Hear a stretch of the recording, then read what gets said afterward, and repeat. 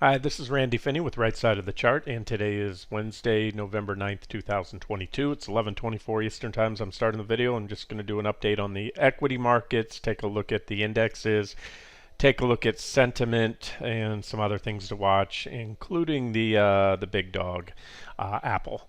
It's the obviously the largest component of both the S&P 500 and Nasdaq 100, and it's also one of the relative holdouts, especially from the FANGs, that is absolutely, that had the best relative performance of all the FANG stocks, or what I call the FAMI plus T, and that's Facebook, or Meta now, which has now been decimated, as we all know. Really, not even doesn't carry the weight it used to. Apple, Amazon, Alphabet, and Microsoft. So we're going to look at Apple, we'll look at sentiment, and of course we'll look at the indexes. We'll start out here. This is the wedges I mentioned on NQ and ES yesterday. So there's the Nasdaq 100. We had that wedge overshoot, a quick spike up, followed by an immediate reversal down and through the wedge. Managed to close, not a solid close below, and we had a little drifting. You can see that we had one candlestick close below. If you tighten the line up like that, you're right about on it there. Back up on it, never took out the highs, went slightly inside the wedge and rolled over, and here we're at. So we're at, there's some support here, even better on the Qs. I'll show you that in a second. But that's 10, 974, 50-ish right there. And that 10,901, I believe that's what I stated would be my minimum target yesterday. We came close, not close enough for a fill yet, but I'm going to show you some other things and that could give us some downside here. It's anybody's game. Now I will say this: I usually, for the most part, keep. I like to read up on the headlines, see what's going on in the news, keep the TV off. But lately I've been turning on because it gives you kind of more of a real-time flow of sentiment, what's out there. The folks they're parading on, the usual commentators and guest commentators on CNBC or Bloomberg, and I just try to get the ebb and flow of what's going on. And I'll tell you what, wow, they're marching out the bull parade, and if I had a nickel for every time I heard how positive seasonality is right now, they call the fourth quarter or the last couple months of the year the bear killer, where bear markets are usually extinguished. Seasonality is strong, market goes up blah blah blah X% of the time. I heard they paraded someone out today that says midterm elections. 6 months after midterms, 100% of the time the market's up, and 1 year after the midterm, 100% of the time market's up. All right, so there it is. So there's a ton of facts. I don't have to sell you right now in the bull case. And I'm still open to it, even though it's not my preferred scenario, despite what I've been saying for weeks since we hit the lows, the most bullish technical setup that I've seen in years. Again, I've said it clearly, that was, and I'm talking about the divergent lows. I'll get back to these futures in a second here. But on the Nasdaq 100 and the S&P, but especially Nasdaq 100, again, referring to where the lines went. I moved these indicators the other day to do a video. My lines went away. The big positive divergences on the daily, weekly time frames. This is, oh, no wonder. That's a 2-day period chart. How did that happen? Let's go back to a daily chart. There we go. There's my lines. So, and so that's it. So we're still coming off that divergent low. Bullish engulfing candlestick. So in other words, it doesn't get much better than that technically. But I'm not a textbook trader, pure mechanical trader. I'm looking at bigger picture.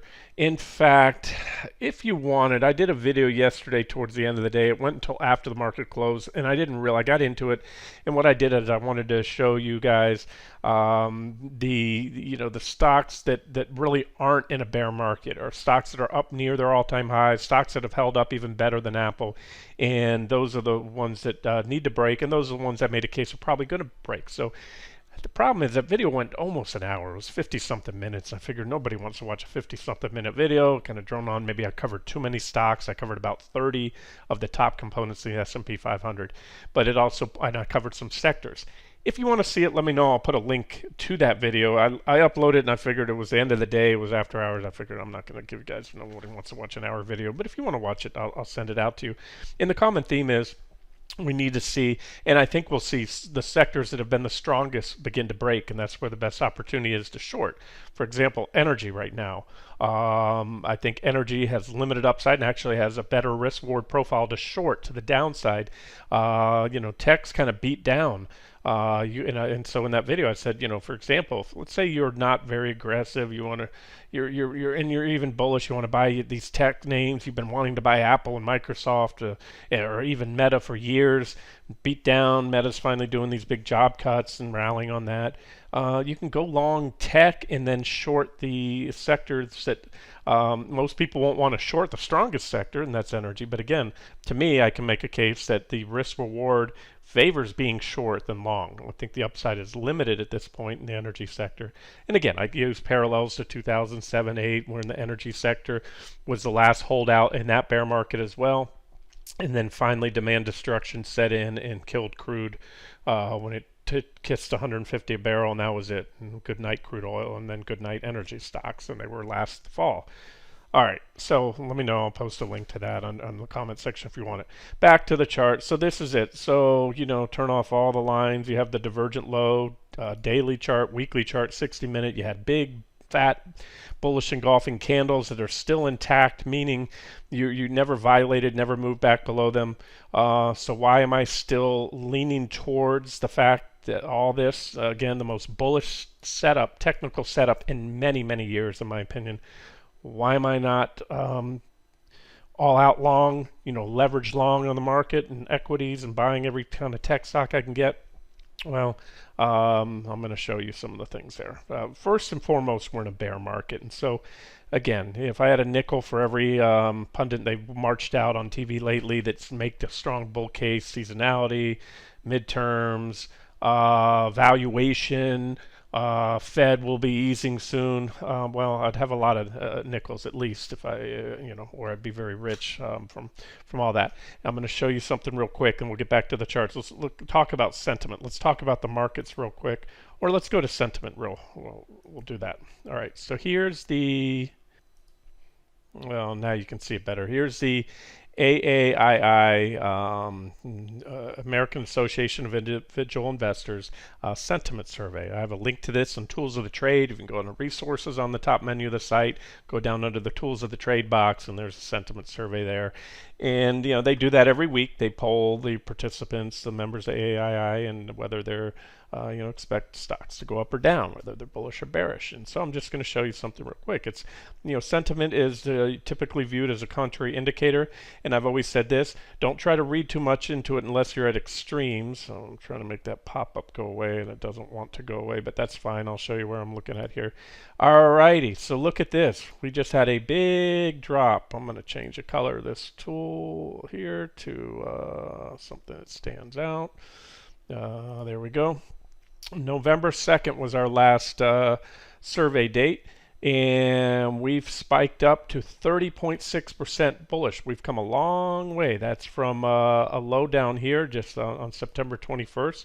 We bottomed out at 17.7%, and it's almost a coincident indicator because it goes in line with the market. The market rallies. Everyone was bearish. They didn't want to buy stocks then, but now they want to buy after we've rallied. So let's just look at this for what it is.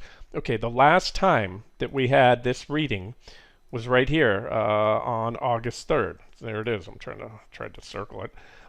Exactly 30.6, and then we got dropped from there, and we got bearish. Market went down, and you can see that we had up to that point the same kind of low readings, and it ramped up to that bullishness. Back then, on August 3rd, I'm going to get to that in just one second, the bearishness was even much higher at 38.9. All right? And then you can see they kept getting even more bullish right up till August 17th, right? And then they started getting more bearish. Now, let's look at that. So remember, we peaked, we hit the same reading on August 3rd. And for the next 2 weeks, the masses got even more bullish and even a little less bearish there, right? Okay, so I'm going to go to a chart, back to my chart of QQQ, and let's look at what happened on August 3rd. So they were bearish back here. They didn't want to buy. We were buying. That's where I posted the mid-June lows, covering all shorts, going long for the bear market rally. So when did they start to, when did they get to this same level? Again, that was August 3rd. Here we go, right here, right there, that candle. So from there, at that point, when the masses decided it was time to get long, the stock market was going higher, we had about 2.88% more upside. We'll call it 3%. We'll call it 3% more upside to the peak there. And then, boom, this hit. Okay, so just keep that in mind. So that is today, or the most recent survey. That's where we were, right there at the same percentage of bulls. And we'll go back to that number here. And that was also at that point in time on August 3rd. That's when it started. 38.9 at the top. A couple weeks later, we had even a little bit more bulls, and they were still pretty bearish. 30. Here it is. Can't see my cursor. I know that. August 3rd, we were at 38, almost 39%, and staying pretty high. Look at this now. The bears have left the building, relatively speaking. I mean, these are, but you can see this is the lowest bearish reading by far. We're going all the way back here to June 15th. Nothing like it. We've never seen 32%.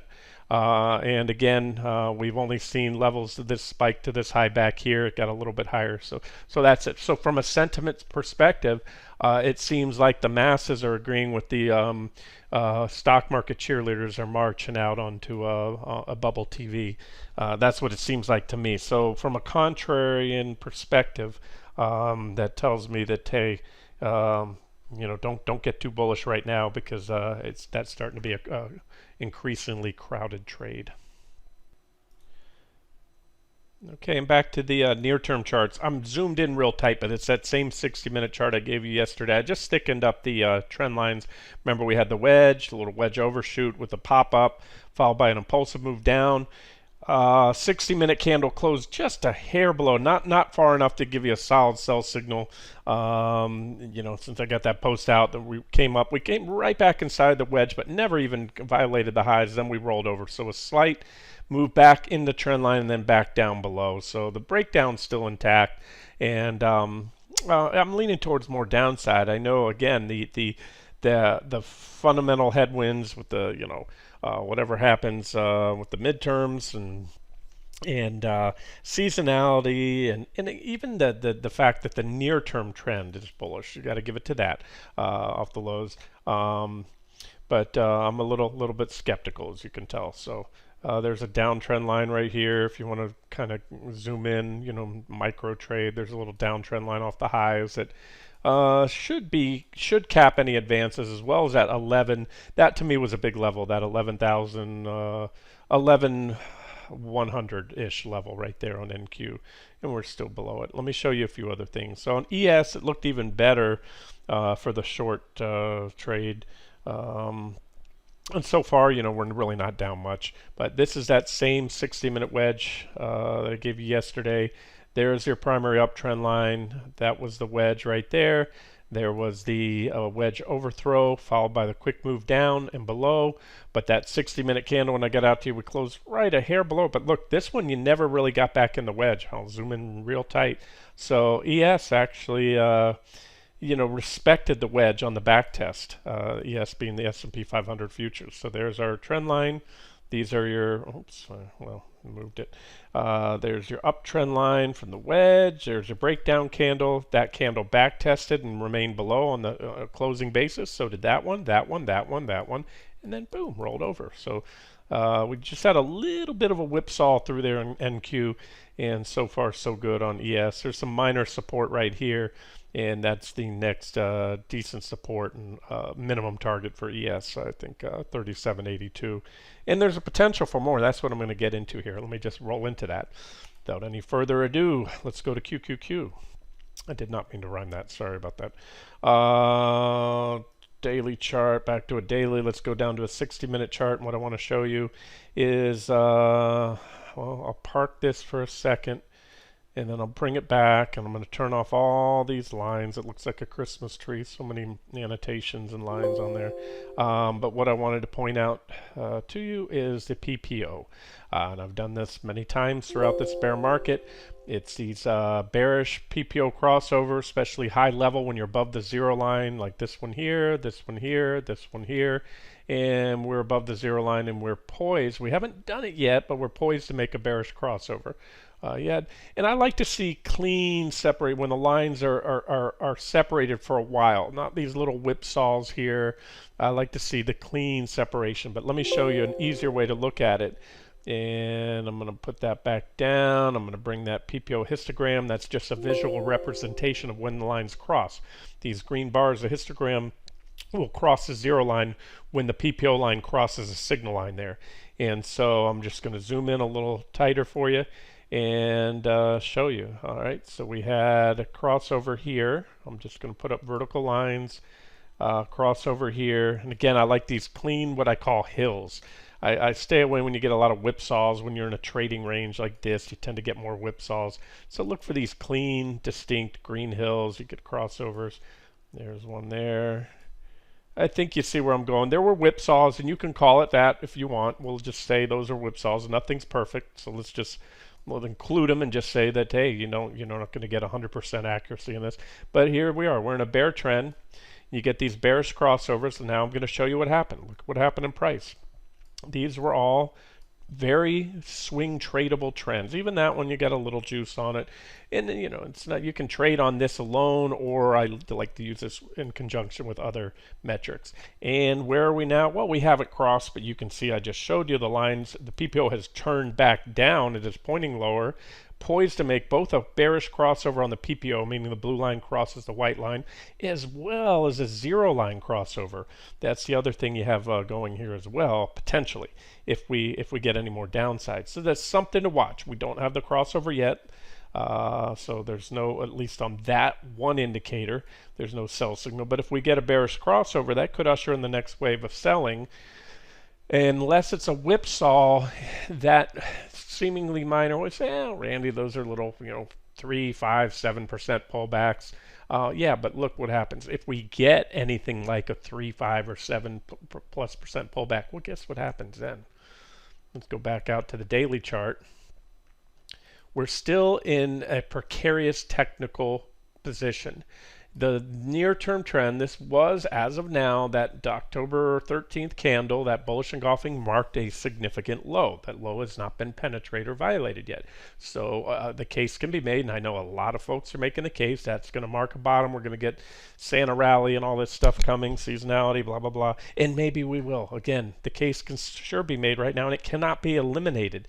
But if that 60-minute PPO crosses over, we can take out that low. We can take out, and to take out that low, the technical significance, it's only 5% below current levels. That's in my pop-up box to the left there. So if we had a 5% or greater drop, let's say greater than 5%, then what you've done there is you've negated this as a potential bottoming candle. Bullish engulfing candles they come at the end of a prolonged downtrend, number one, and they mark a bottom, not just a short term, but a more lasting bottom. So this bottom should last. Okay, had to pause the video there. I had somebody at the door. We're in a gated community, and the gates were blown out, like most communities around here in the hurricane, and destroyed. And so we've had contractors and roofers coming in the neighborhood, knocking on the doors all throughout the day, soliciting their services. So we're still in a state of disrepair down here. Anyway, I'm back. I was talking about, I believe, the drop of much more than 5% is going to take out the lows, and so what that will do is negate that being a bottoming candle. Doesn't mean that we can't undercut the lows, still have divergence, take off. That's certainly still a possibility, but it's going to reduce the odds that, and it's going to, of course, eliminate, technically speaking, that was a bottom. Again, a marginal new loan rally. But it will also, in my opinion, substantially reduce the odds that a meaningful bottom is in around this level. right? If that makes sense, and substantially, in my opinion, increase the odds of that final leg down where there's that capitulation type selling. So we look at things such as the VIX, which I've talked on many times. The VIX got up there, but it hit resistance recently, and it's a pretty good indicator. Like I've showed you before, when we go to weekly chart, this is where the last two bear markets ended. The last two real bear markets were, the really, what I consider a true bear market, one that ran its course, was 2007 to 2009. There was our spike into that exact level right there. And then when COVID hit, it was a 36% drop in the S&P 500. Might go down on record as one of the fastest bear markets in history, short of Black Monday in 1987.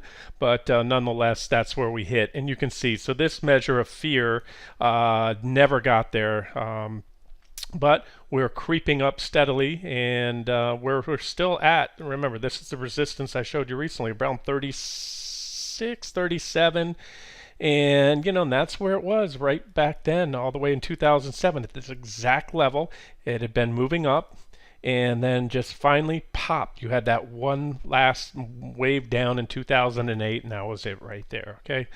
And so when COVID hit, you had a trend line break right here of this downtrend line, and then boom, an explosion in the VIX. So look, the takeaway here is this market's going to do what it does. They're going to rally here maybe to the year end, like they, a lot are suspecting or calling for, or not. The takeaway here is respect. Look at these downtrend line breaks. Look at these. Respect the fact that the VIX, the market can go from low volatility, a bullish environment, at least perceived bullish environment right now, it can turn on a dime and explode to the downside, with the VIX exploding to the upside. And so don't be married to any one positioning or any one bias, and be ready to flip quickly if that happens. And what would, this is not going to happen without us taking out those lows. So we'll watch those levels. We'll go down to the 60-minute chart. We'll watch to see, number one, do we get that PPO bullish or bearish crossover on QQQ?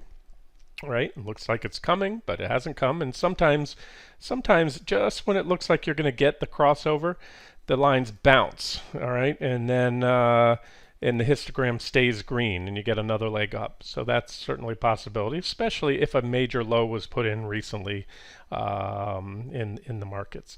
The other one I want to look at is Apple. We'll start here. I'm on the 60-minute time frame. Apple is exhibiting relative weakness. Apple, again, the top component of both the NASDAQ 100 and the S&P 500. Well, here's the S&P 500, SPY, right? Here's SPY, turn off all my lines, and SPY also, just like QQQ, put in a massive bullish engulfing candle, and it looks much healthier right now than the NASDAQ 100. And we're up right now off the lows 9.5% after rallying as much as 12.15%. Yet Apple is sucking wind. It may play a game of catch up, but the market isn't going to go very far, and Apple's also in a precarious technical posture. If I turn back on all my lines right here, you can see it better on a weekly chart. Here's Apple. Apple recently on the weekly got rejected off the 200-day moving average right there. The blue line and the red, the 200 simple is above and the exponential is just below. And that usually, the only time Apple is under the 200-day and on a weekly chart that the 40-week moving averages is during corrections and bear markets. And typically the corrections, you're under once and you regain it. You can study that yourself. Put up a 200-day or on a weekly chart, do a 40-week, and go back in time, and you'll see it's these bear market. This was a bear market for Apple right here.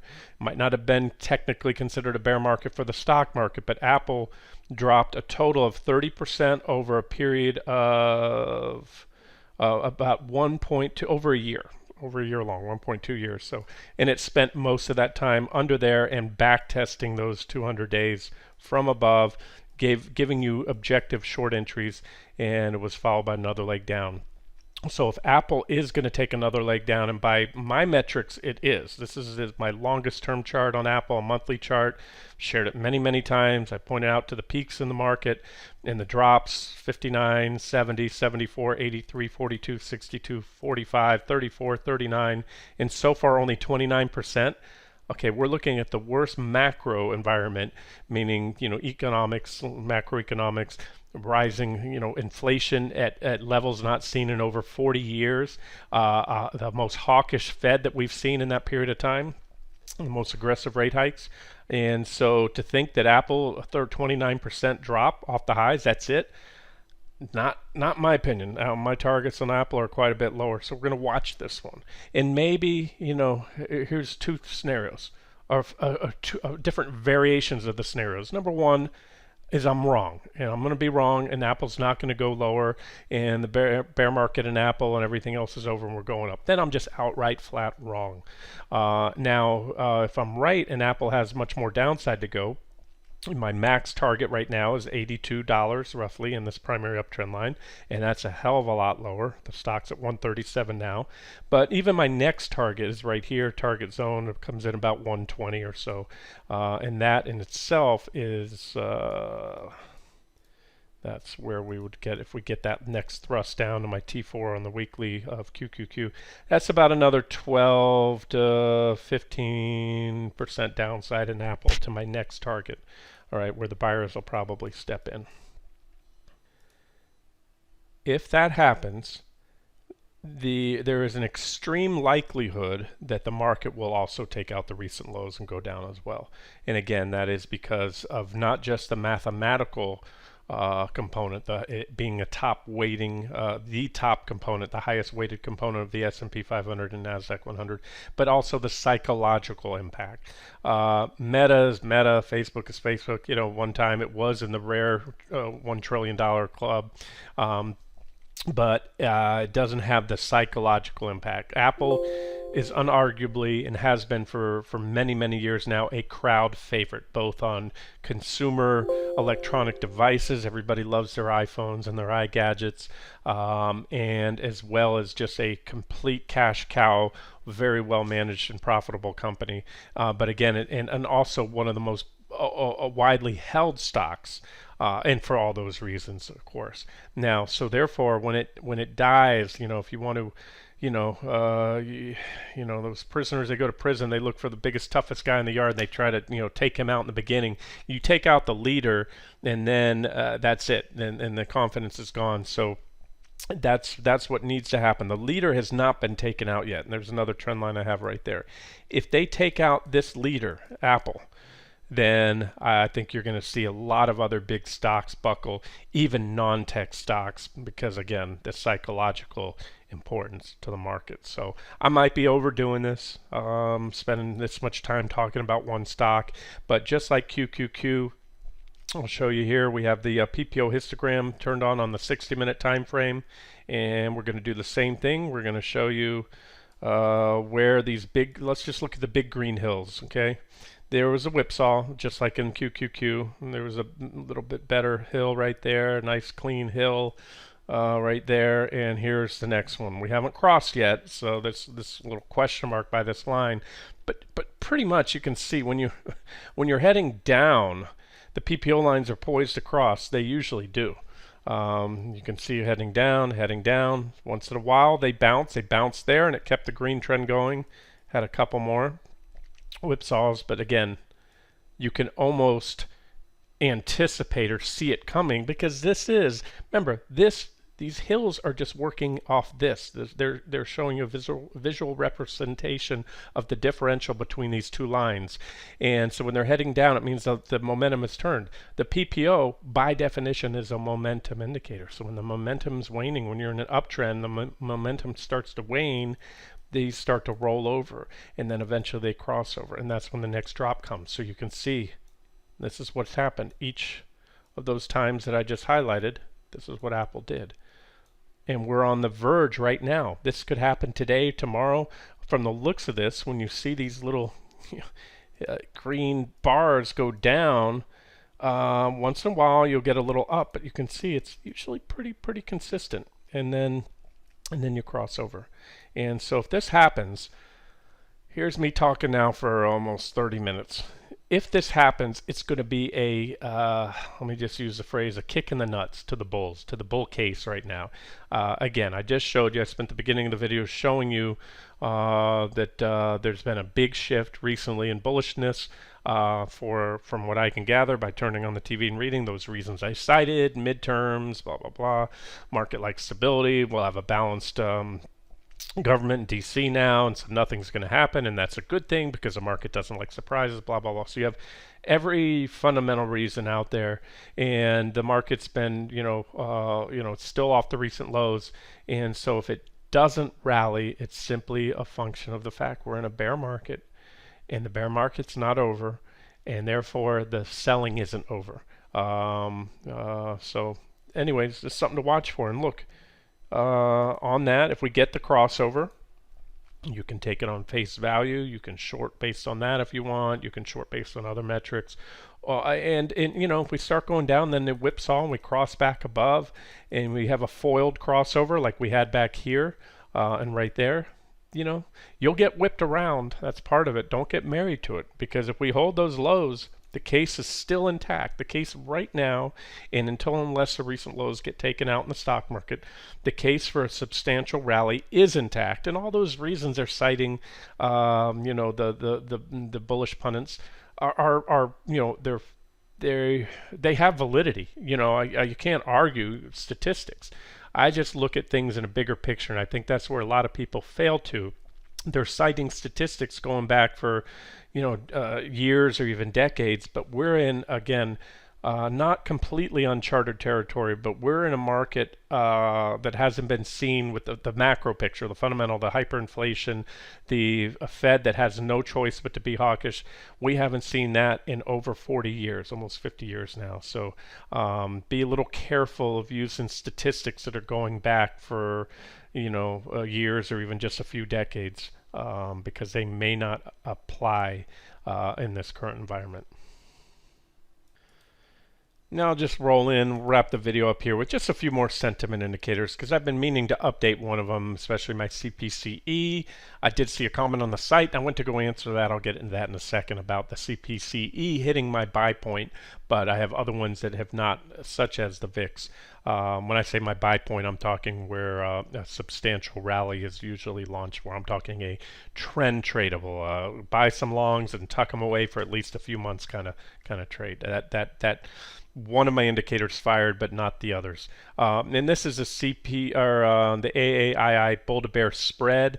It's a chart I came up with. I modified this chart. You can get this on stockcharts.com. But years ago I labeled a red zone up here. The red zone shows extreme readings between bullish and bearish market participants up to the top when everyone gets bullish, and down low. And so red means sell, or it's not a timing indicator. I've always said that's very important. Just like divergences, bullish and bearish sentiment readings are not a hard buy or sell. They're not timely indicators. They're more showing you conditions. And at the end of a bull run or an extended rally, you tend to have extreme bullishness. Sometimes it's one and done spikes into that zone, as it was there and there. And then likewise in a bear market or a downtrend, or whenever when people are bearish, you get down to this green zone. There was the last real bear market, so you started hitting the green zone, which in a bull market, it's just one and done. You tap into that one time, buy. Every time you see that in a bull market, you want to buy it because you rarely stay at that level. But in a bear market, and this is my takeaway here, is that pessimism, extreme bearishness becomes more bearish, and more so for an extended period of time. There's periods of abatement where you have bear market rallies like you did back then, and all of a sudden everybody gets bullish real quick from being bearish, and then you go back to it. So this was the last bear market from October 07 to March of 09. It doesn't look like much on such a big scale down here. This is the S&P 500, but it was a 55+% drop. And as I showed you here, that one lasted 18 or so months, about a year and a half, if I recall.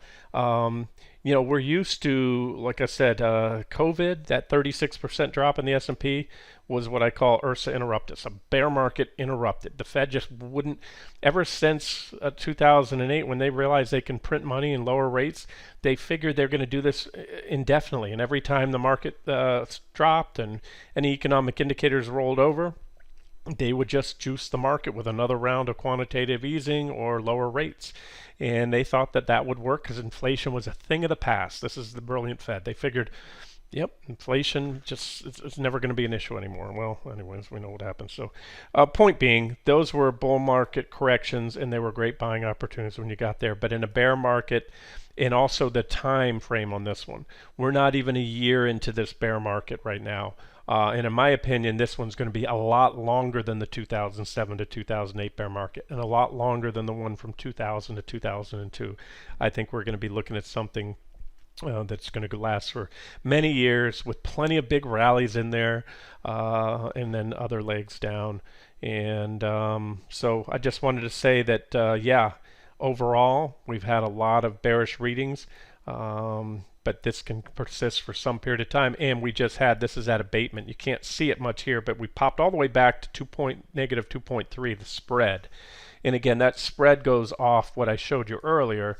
The bull-bear spread is calculated by just taking the differential between this number, the number that are bullish, and the number that are bearish. So that gives you that 2.3 reading that I just showed you here on that chart. So it's right up there. So there's an abatement. Now we can certainly get even more bullish or less bearish and have this crossover, and that would coincide with a rally up to those, downtrend lines in the S&P 500 and the 200 days, which is my max bounce target right now. That's still certainly in play or on the table right now.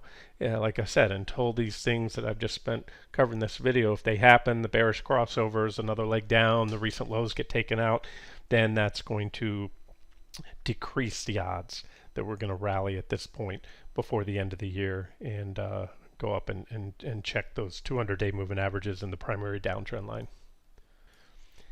All right, so I think it was last week somebody commented, and I looked and I went to reply to that comment, but then I couldn't find the video where I covered it. I usually tag all my posts.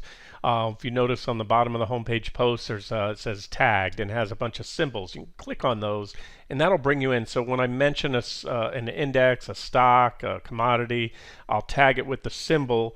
And I forgot to tag the last a lot of time. If I cover a lot of things in some of the videos, which I often do, I'll sometimes forget some of the things I covered as I'm doing the tags at the end of the video before I publish it. So I couldn't reference that, but I did make reference. I couldn't find it, but I did make reference that the CPC did spike to my buy zone, and it is one of my more reliable indicators. These are spikes to the green zone. We have only had a few in recent years. We had one back here that marked that major bear market rally in 2008, that last in big bear market rally. It was well into the double digits. It marked right here at the end of this sideways to down market for almost 18 months. The market went down, and at the end it told you to buy, and then in the fourth quarter drop of 2018, that was the biggest correction up until that point in the bear market, bull market, I'm sorry. It said buy right at the bottom. When COVID hit, it signaled another buy, and then recently it did signal a buy. However, that's one of several sentiment indicators. I already covered the VIX. And the others that I have here are, we have the CPC. So this is CPCE, which is the equity only. That only measures the put to call ratio on individual stocks. I also use this one, which is the CPC, and that's the total put to call ratio index. This is like really the main one, if you will. And the same thing, I've come up years ago with buy zones where you want to see these spikes into here like you did when the fourth quarter Q4 2018 drop. When COVID hit, you had a spike into it. You had a correction here, and at the end of that correction it told you to buy, etc., etc. It's not perfect. And then down low, this is where you get complacency, extreme bullishness, and there's almost always a lag time. You get these excessive conditions and they can persist, and there's a lag, there's a delay that can be up to a year or so. But when you get these clusters, so that preceded the top. I just want to say that, so you can see by this metric, we haven't gotten anywhere close to there. So Yeah, we had one of them fire, the CPCE, but not the CPC, not the VIX, and most importantly, really, because when you look at these other ones, there's not any one indicator I use in a vacuum, not the PPO crossovers, not a tag on the CPC or E. To me, it's a combination of many things, but most importantly is price and volume action, and that's what you look for at the end. You can see if you go back when COVID hit, well, you can't see, but I'll show you. Here's, or no, here's the fourth quarter drop of 2018. That's even better. All right, so here's Apple, big correction back then, Q4 2018. I'd have to turn it up. I need to do that since I brought this up. I have to turn up the volume for you so you can see. See, you get these. You get a strong sell-off and then you get a surge, a spike in volume. That's called a selling climax. You had a selling climax right here. There was a 17% correction in Apple right there. You had a divergent high, wedge trendline break, spike down, and that long candle and reversal ended with a, see that surge in volume right here? That's a selling climax. Likewise, you can have buying climaxes that have the same thing, a big surge in volume. So what I'm saying is, or what I'm getting at, so far that's lacking. It's lacking in Apple. It's lacking in the market as well. You can see we had that one day of volume on that bullish engulfing candle. I'll give it that, but we didn't. It doesn't appear to me like we've had any type of capitulation type selling yet. And so, from a price perspective, price action, to me, I have a high degree of confidence. The bottom in the bear market is not in yet. Not even a bottom that might last 6 months or so. Because again, I think we're going to be in for a long-term bear market, more of a secular type bear market with bull market rallies, cyclical bull markets that, and those rallies may take 4 6 months or more. Those are the ones I'm looking forward to trading as a trend trader, position trader, and 401k monies and stuff like that. And at this point in time, I don't see that coming. I see at best this rally up to test the downtrend lines in SPY and QQQ and maybe the 200-day moving averages, which would give us at this point, 15% or so, maybe upside, 12-15%. Maximum right now for me in QQQ would be up here to that 317 level. That's about 19-20%. And sure, that's a great rally if you can get it, but I just like I said, something's telling me too many people are seeing at least that, if not more, and because of that, the market must do this. It just can't. You can't have everybody on the right side of the trade. It just doesn't work. If most are bullish, that's when you want to be bearish. If most are bearish, that's when you want to be bullish, and not just for the sake of being contrarian. Again, it lines up with technicals and things like that. We're missing a bottom here, in my opinion.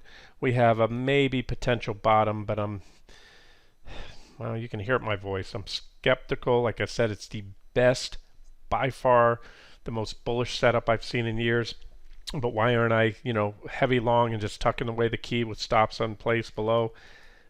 Because everything I've said before, including but not limited to the long-term charts, sentiment, and other things, it just seems like a kind of a trap, if you will, just like 2008, that analog I've used then when we had the divergent low and the rally and all that, and everyone thought the government was stepping in and going to bail everything out and everything was going to be hunky-dory, and then boom, the big drop came. So we'll see. I'll trade it either way. I'm not going to be short all the way up here, and but nor am I going to miss another drop if we do. So that's it, and to just keep it simple, as of today and right now, we had those 60-minute. Oh, there it is again. 60-minute. That's I showed you before the NQ and ES, but there's the same uptrend line on the 60-minute chart, and it's been broken, and we're in a bear market. And so that's it. And that's one reason that if I have to flip a coin and say, well, I see this as bullish and I see this bearish, I have to go with the bearish side. It's if you were a parent or grandparent, you probably took your kids or grandkids to Toy Story. It's been 10 years or whatever that movie came out. But there's a scene that I always think back when The toys, they knew they were toys, all of them, including Tom Hanks' character. He played Woody. The kid, when his kid would come in and play with the toys, they just had to pretend to be inanimate. They couldn't move. They knew they might get broken. But then when the kid left, they came out and they all played and all this. But then a new toy came on Christmas. That was Buzz Lightyear. But for some reason, he didn't think he was a toy. He thought he was a real astronaut. And there's a scene where Woody, Tom Hanks' character, has to scream at him. He says, "You are a toy." So I keep hearing that voice like we are in a bear market. So, don't trust bullish setups. Trade them, if they're there and you're going to get them, but don't think they're going to play out to the extent that they would in a bull market, and also recognize the nature of a bear market. It's treacherous for those that are permabulls and always looking for a bottom, looking to get long, because it's going to give you what you want to see. And it's going to be convincing. The rallies are convincing. You have big up green days, market breadth is good some of those days, and volume and all that. And then all of a sudden, just when the rally looks like it's just getting going, boom, it gets sold into, like recently. So this is a little bit suspect right here, and I've talked about that. This the rally after that bullish engulfing candle, or those bullish engulfing candles, plural, on all the indexes, started to go, ran into resistance, but so far we've retraced most of that initial leg up.